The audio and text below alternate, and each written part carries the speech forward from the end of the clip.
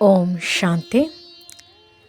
ಮಂಗಳ ಗೌರಿಯ ಪೂಜೆಯ ಆಧ್ಯಾತ್ಮಿಕ ರಹಸ್ಯ. ಓಂ ನಮಃ ಶಿವಾಯ.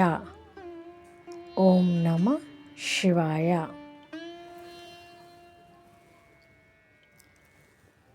ಮಂಗಳಗೌರಿ ಪೂಜೆಯ ಮುಖ್ಯವಾಗಿ ಶ್ರಾವಣ ಮಾಸದ ಪ್ರತಿ ಮಂಗಳವಾರದಂದು ವಿವಾಹಿತ ಮಹಿಳೆಯರಿಂದ ಆಚರಿಸಲ್ಪಡುತ್ತದೆ. ಈ ಪೂಜೆಯು ದೇವತೆ ಪಾರ್ವತಿಯ ಇನ್ನೊಂದು ರೂಪವಾದ ಮಂಗಳಗೌರಿಯನ್ನು ಕುರಿತು ಮಾಡಲಾಗುತ್ತದೆ. ಈ ಪೂಜೆಯ ಮುಖ್ಯ ಉದ್ದೇಶ ಪತಿಯ ದೀರ್ಘಾಯುಷ್ಯ, ಕುಟುಂಬದ ಸುಖ, ಸಮೃದ್ಧಿ ಮತ್ತು ಸಮಗ್ರ ಕಲ್ಯಾಣ. ಆದರೆ ಇದರ ಆಧ್ಯಾತ್ಮಿಕ ರಹಸ್ಯಗಳು ಇನ್ನೂ ಆಳವಾಗಿವೆ. ಮೊದಲನೆಯದು ಶಕ್ತಿ ಮತ್ತು ಸಮತೋಲನದ ಪ್ರತೀಕ. ಮಂಗಳಗೌರಿ ಪೂಜೆಯ ಶಕ್ತಿ ಮತ್ತು ಸಮತೋಲನದ ಸಂಕೇತವಾಗಿದೆ.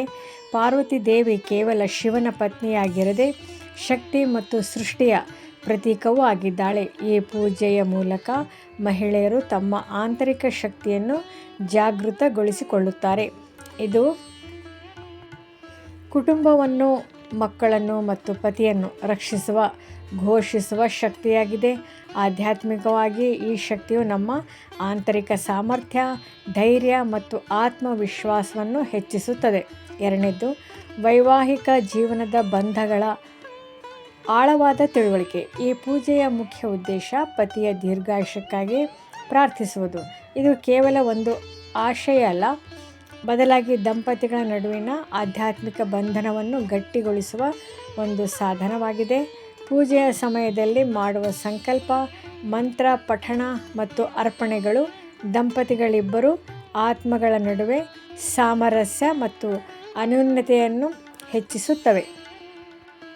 ಇದು ಇನ್ನೊಂದು ಆತ್ಮದೊಂದಿಗೆ ಸಂಪರ್ಕ ಸಾಧಿಸುವ ಆಧ್ಯಾತ್ಮಿಕ ಪ್ರಯತ್ನ. ಮೂರನೇದು ನವಗ್ರಹಗಳ ಪ್ರಭಾವ ಮತ್ತು ಆಧ್ಯಾತ್ಮಿಕ ಲಾಭ. ಜ್ಯೋತಿಷ್ಯದ ಪ್ರಕಾರ ಮಂಗಳವಾರದ ಅಧಿಪತಿ ಮಂಗಳ ಗ್ರಹ. ಮಂಗಳನು ಶಕ್ತಿ, ಶೌರ್ಯ ಮತ್ತು ಕ್ರೋಧವನ್ನು ಪ್ರತಿನಿಧಿಸುತ್ತಾನೆ.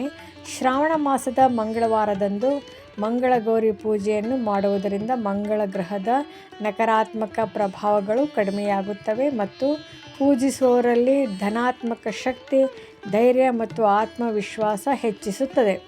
ಇದು ಆಧ್ಯಾತ್ಮಿಕವಾಗಿ ನಮ್ಮ ಜೀವನದಲ್ಲಿನ ತೊಂದರೆಗಳನ್ನು ಮತ್ತು ಅಡೆತಡೆಗಳನ್ನು ನಿವಾರಿಸಲು ಸಹಾಯ ಮಾಡುತ್ತದೆ. ನಾಲ್ಕನೇದು ಸ್ವಯಂ ಶುದ್ಧಿ ಮತ್ತು ಆತ್ಮ ಸಾಕ್ಷಾತ್ಕಾರ.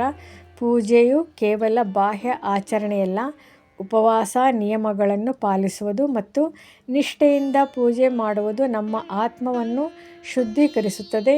ಇದು ನಮ್ಮಲ್ಲಿರುವ ನಕಾರಾತ್ಮಕ ಗುಣಗಳಾದ ಅಹಂಕಾರ, ಕೋಪ, ಆಸೆಗಳನ್ನು ಕಡಿಮೆ ಮಾಡಲು ಸಹಾಯ ಮಾಡುತ್ತದೆ. ಪೂಜೆಯ ಮೂಲಕ ನಾವು ನಮ್ಮ ಅಹಂ ಅನ್ನು ತ್ಯಾಗ ಮಾಡಿ ಸಂಪೂರ್ಣವಾಗಿ ದೇವಿಗೆ ಶರಣಾಗುತ್ತೇವೆ. ಇದು ಆತ್ಮ ಸಾಕ್ಷಾತ್ಕಾರದ ಹಾದಿಯಲ್ಲಿ ಒಂದು ಪ್ರಮುಖ ಹಂತವಾಗಿದೆ. ಐದನೇದು ಸಮಾಜ ಮತ್ತು ಕುಟುಂಬದ ಸಂಬಂಧಗಳ ಸುಧಾರಣೆ. ಮಂಗಳಗೌರಿ ಪೂಜೆಯಲ್ಲಿ ಹೊಸದಾಗಿ ಮದುವೆಯಾದ ಮಹಿಳೆಯರು ತಮ್ಮ ಕುಟುಂಬ ಮತ್ತು ಸಂಬಂಧಿಕರಿಗೆ ಅರಿಶಿಣ, ಕುಂಕುಮ, ತಾಂಬೂಲ, ಬಳೆ ಇತ್ಯಾದಿಗಳನ್ನು ನೀಡುತ್ತಾರೆ. ಇದು ಕೇವಲ ಒಂದು ಸಂಪ್ರದಾಯವಲ್ಲ.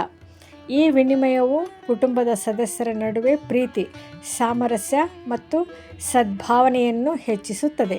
ಇದು ವೈಯಕ್ತಿಕ ಭಕ್ತಿಯಿಂದ ಹೊರಬಂದು ಸಾಮಾಜಿಕ ಮತ್ತು ಕೌಟುಂಬಿಕ ಬಂಧಗಳನ್ನು ಗಟ್ಟಿಗೊಳಿಸುವ ಆಧ್ಯಾತ್ಮಿಕ ಕ್ರಿಯೆಯಾಗಿದೆ.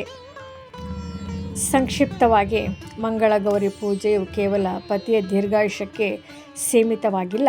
ಇದು ಮಹಿಳೆಯರ ಆಂತರಿಕ ಶಕ್ತಿಯನ್ನು ಜಾಗೃತಗೊಳಿಸುವ, ವೈವಾಹಿಕ ಸಂಬಂಧಗಳಲ್ಲಿ ಸಾಮರಸ್ಯವನ್ನು ಸಾಧಿಸುವ, ನವಗ್ರಹಗಳ ನಕಾರಾತ್ಮಕ ಪರಿಣಾಮಗಳನ್ನು ಕಡಿಮೆ ಮಾಡುವ ಮತ್ತು ಕುಟುಂಬ ಹಾಗೂ ಸಮಾಜದೊಂದಿಗೆ ಬಂಧಗಳನ್ನು ಗಟ್ಟಿಗೊಳಿಸುವ ಒಂದು ಆಧ್ಯಾತ್ಮಿಕ ಮಾರ್ಗವಾಗಿದೆ.